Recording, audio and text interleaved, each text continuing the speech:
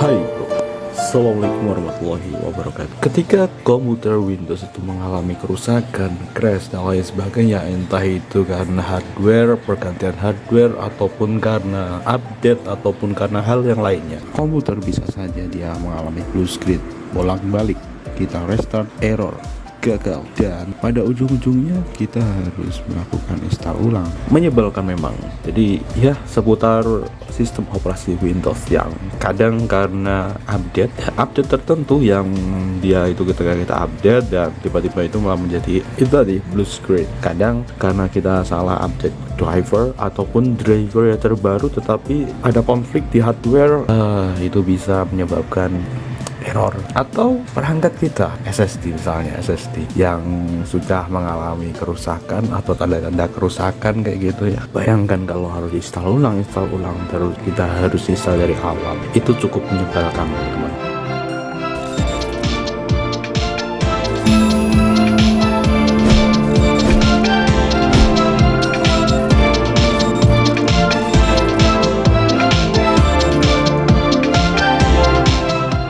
Oke, jadi pada kesempatan kali ini di sini kita akan berikan pada kalian tips step by stepnya agar ketika kalian itu mengalami permasalahan. Nah, ini berdasarkan pengalaman pribadi teman-teman. Oke, jadi di sini kita tidak hanya menggunakan sistem operasi Chrome OS saja ya teman-teman ya. Jadi di sini ya di beberapa video kan kalian juga sudah tahu ya teman-teman. Jadi kita juga pakai Windows. Jadi kita itu fleksibel, oke? Kita itu fleksibel di sini kan. Di sini kita bagikan pada kalian pengalaman kita ketika mengalami hal ini. Ya, based on experience. Langsung aja teman-teman. Jadi yang perlu kalian amankan adalah kalian bisa langsung menuju ke sini, atau kalian ke setting ya teman-teman ya, klik kanan, oke, klik kanan mouse seperti ini, langsung kalian menuju ke setting ya, setting, oke, setting. Nah, setelah itu di sini kalian bisa langsung menuju ke sini, tuliskan aja di sini recover, oke. Nah, langsung kalian menuju ke sini nih, di bagian ini recovery. Nah, nanti kalau misalnya kalian mau recovery di sini ya, tapi di sini kalian bisa menuju ke sini recovery, oke. Nah, nanti akan ada 4 pilihan seperti ini teman-teman. Jadi ada Create Recovery Drive, Open System Restore, dan Konfigurasi System Restore. Nah, di sini kita bisa Open System Restore. Nah, kalian bisa lihat di sini. Ini menandakan bahwa ini komputer ini itu tidak ada sistem restore-nya teman-teman. Jadi kita belum membuatnya. Bahaya ini teman-teman. Jadi restore file ini sangat berfungsi ketika kalian itu mengalami blue screen dan sebagainya. Nanti ketika kalian itu ada bagian troubleshoot, maka kalian bisa langsung sistem restore teman-teman. Jadi kalian harus konfigurasi dulu teman-teman seperti ini di sini, oke. Lalu setelah itu di bagian sini nih, oke, di bagian sistem ini di sini kita buat restore point teman-teman ya. Kan susah juga teman-teman ketika kita sudah mengatur berbagai macam di sini ya, misalnya contoh Chrome, di bagian Chrome atau di browser lainnya kita sudah masukin banyak akun gitu ya, dan kita harus satu persatu kita masukkan lagi, login lagi, itu memakan waktu banget teman-teman. Nah, maka dari itu sistem restore ini sangat berfungsi buat itu teman-teman. Ini adalah pertolongan pertama ya, pertolongan pertama bro. Kita buat dulu di sistem C, create, oke. Lalu kita kasih nama nih, create system restore. Misalnya kita kasih nama kayak gini, Raman Cybernet, oke. Langsung kita create, klik create, oke. Dia akan membuat sistem restore. Ya, restore point lah gitu kalau kalian main di game gitu kan. Kalian kalau mau respawn gitu ya di tempat yang itu gitu kan. Jadi tidak ngulangi dari awal. Just like that. Ini kita sudah buat ya teman-teman ya. Dan oke. Nah, kita bisa lihat, kita bisa cek di bagian sini, Open System Restore. Nah, di sini ya, di sini sudah ada nih teman-teman. Jadi ini akan membantu ketika nanti terjadi blue screen, entah itu karena permasalahan yang udah tak jelasin tadi ya, dan mungkin karena SSD yang mau rusak gitu kan, bisa aja, tapi jarang sih teman-teman ya.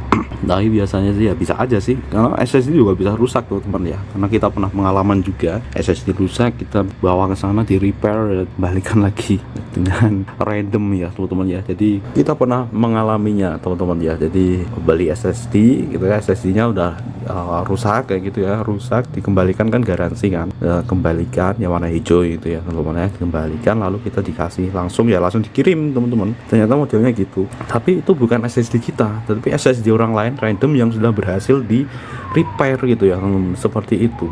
Just like that. Jadi ternyata modelnya kayak gitu. Jadi tidak serta-merta kita dikasih SSD yang baru. Oke, sudah selesai teman-teman, dan di bagian sini ini sudah ya teman-teman ya. Dan sekarang di sini ini untuk langkah yang kedua teman-teman. Jadi ini plan B lah teman-teman, plan B kalau misalnya restore pointnya itu gak bekerja gitu ya. Jadi kita butuh, kalian bisa siapkan flash disk ataupun drive, CD drive. Tapi kalau CD drive udah jarang ya, kalian bisa beli yang flash disk yang murah-murah itu ya, murah-murah yang 8 giga gitu ya, 8 giga atau 16 giga lah amannya, yang murah-murah kayak gitu. Nah di sini kalian bisa pakai card reader kayak gini teman-teman.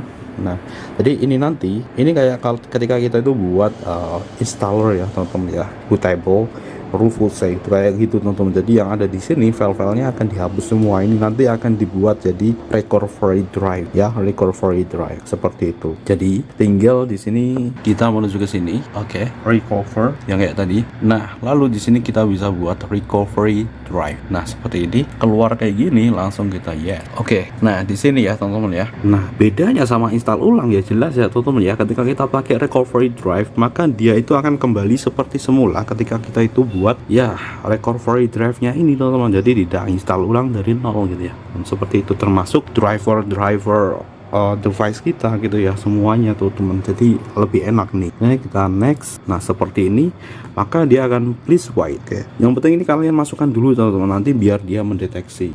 Oke, kita masukkan seperti ini dulu gitu ya teman-teman. Jadi sebelum kalian itu tadi sebenarnya kalian klik, kalian bisa masukkan dulu teman-teman itu. Setelah itu di sini dia akan mendeteksi drive kalian teman-teman, seperti itu. Dan nanti drive itu akan dihapus filenya gitu ya, dan diganti recovery drive-nya teman-teman.